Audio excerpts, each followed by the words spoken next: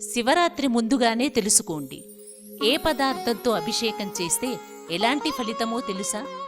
అభిషేక ప్రియుడు భోళాశంకరుడు. అభిషేకం చేయటం ద్వారా విశేష శుభ ఫలితాలను పొందవచ్చును. ఆవుపాల అభిషేకం సర్వ సౌఖ్యములను ప్రసాదించును. పెరుగుతో అభిషేకించిన బలము, ఆరోగ్యము, యశస్సు లభించును. ఆవు నెయ్యితో అభిషేకించిన ఐశ్వర్య ప్రాప్తి కలుగును. కొబ్బరి నీటితో అభిషేకము సకల సంపదలను కలిగించును. గరిక నీటితో శివాభిషేకము చేసిన నష్టమైన ద్రవ్యము తిరిగి పొందగలము. చెరుకు రసముతో అభిషేకించిన ధనవృద్ధి కలుగును. బంగారపు నీటితో అభిషేకము వలన ఘోర దారిద్ర్యం నుంచి విముక్తి లభించును. మెత్తని చక్కెరతో అభిషేకించిన దుఃఖం నుంచి విముక్తి కలుగుతుంది. మారేడు దళం, బిల్వపత్రంతో కూడిన జలము చేత అభిషేకము చేసిన భోగభాగ్యములు లభించును.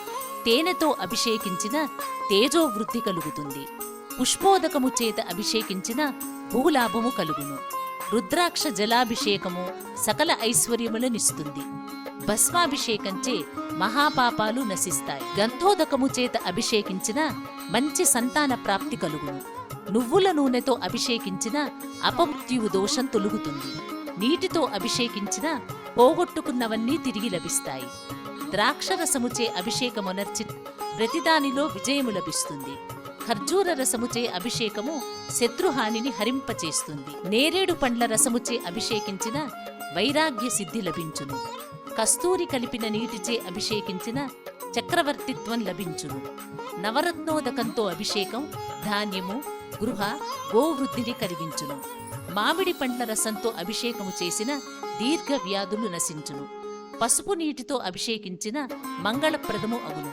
శుభకార్యములు జరుగుతాయి. అన్నముతో అభిషేకించిన అధికార ప్రాప్తి, మోక్షము మరియు దీర్ఘాయువు లభించును.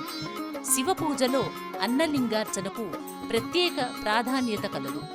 పెరుగుతో కలిపిన అన్నముతో శివలింగానికి మొత్తంగా అద్ది పూజ చేయుదురు. ఆ అద్దిన అన్నాన్ని అర్చనానంతరము ప్రసాదముగా పంచిపెట్టెదరు. చూడడానికి ఎంతో బాగుంటుంది అన్నలింగార్చన. ఈ వీడియో మీకు నచ్చినట్లయితే లైక్ చేయండి, షేర్ చేయండి, మా ఛానల్ని సబ్స్క్రైబ్ చేయండి.